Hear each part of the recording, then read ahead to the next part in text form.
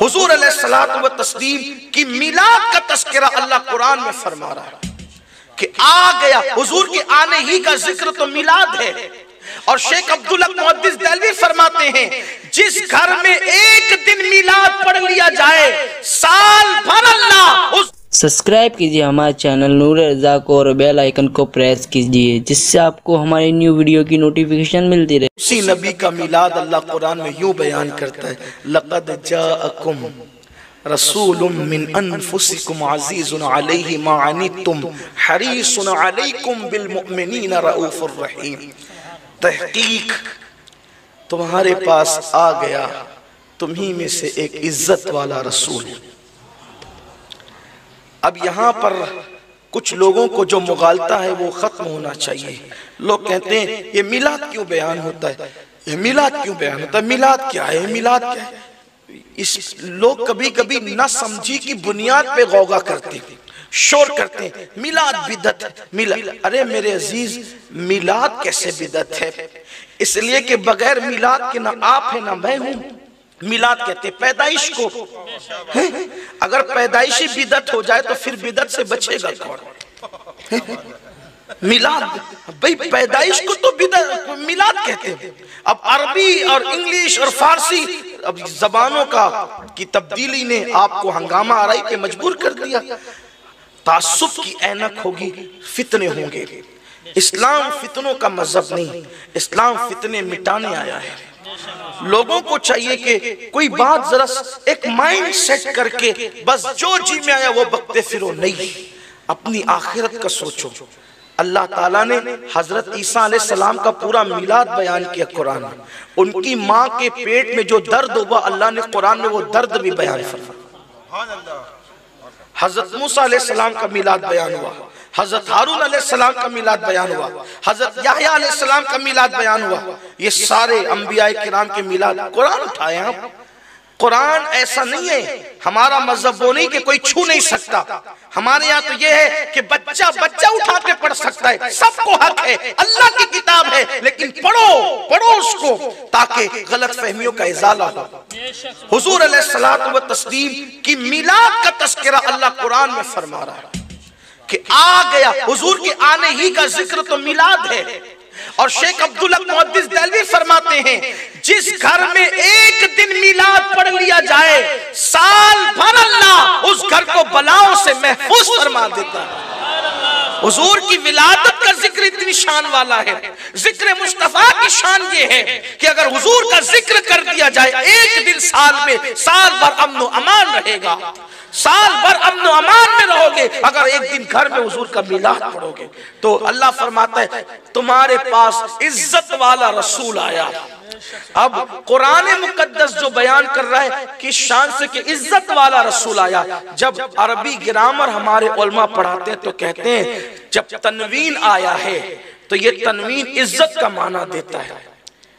रसूलुन कुरान कहता है ना कि ये तनवीन इज्जत का माना दे रहा है कि तुम्हारे पास इज्जत वाला रसूल आया। इसका मतलब ये है कि अल्लाह के नजदीक ये कहना कि किसी की कोई हैसियत नहीं है, अल्लाह खुद कह रहा है कि जिसको भेजा है वो इज्जत वाला है, बेहैसियत नहीं है, हैसियत वाला है। खुदा के नजदीक उसकी इज्जत ये है कि उसकी निगाहें उठती है तो खुदा किबला बदल देता है। खुदा के नजदीक उसकी इज्जत ये है कि अगर वो चाहे तो 6 महीने के जानवर पे भी कुर्बानी को हलाल कर देता है और कहता है ये सिर्फ तेरे लिए है, न तुझसे पहले किसी के लिए था, न तेरे बाप किसी के लिए है। बल्कि यूं कह दूं अल्लाह के नजदीक इज्जत उसकी इतनी है, मेरे नबी की, मेरे आका की, उनकी इतनी इज्जत है कि हम जो करते हैं हम कानून के पाबंद, कानून के हम जो करेंगे कानून के मुताबिक करेंगे। ये तना मेरे नबी की शान है, वो जो करेंगे अल्लाह उसी को कानून बना दे। वो जो करे वही कानून बन जाता है, वो जो कह दे वही कानून बन जाता है, अल्लाह का कानून बन जाता है। उनके करने से, उनके कहने से, उनके चुप रहने से भी कानून बन जाता है। अगर कोई फेल कर रहा वो चुप हो जाए तो वो भी कानून बन जाता है। ये मुस्तफा जान रहमत की शान है।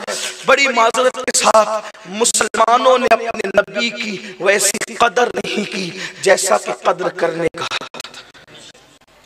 अगर वो जल्दी में भी कोई काम कर जाए, जल्दी में, लोग कहते हैं जल्दी का काम शैतान का होता है, तुम्हारा जल्दी का काम शैतान का है।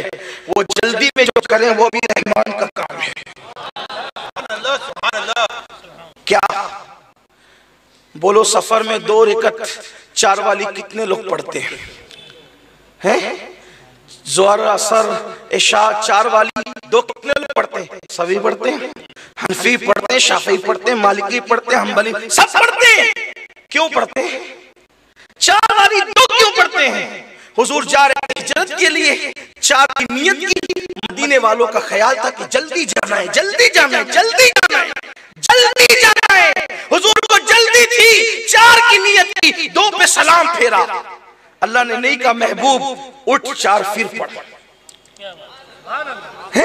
उठ 4 फिर पढ़, नहीं महबूब तूने जल्दी में सलाम फेर दिया, अब तू तो तू है। अगर किसी को जल्दी नहीं है तो भी उसको 2 ही पढ़नी होगी। हमें 2 और 4 से क्या करना, हमें तो तेरी अदाएं प्यारी है, तेरी सीरत, तेरी सूरत ज़माने से निराली है, तेरी हर हर अदा प्यारे दलील बेमिसाली है।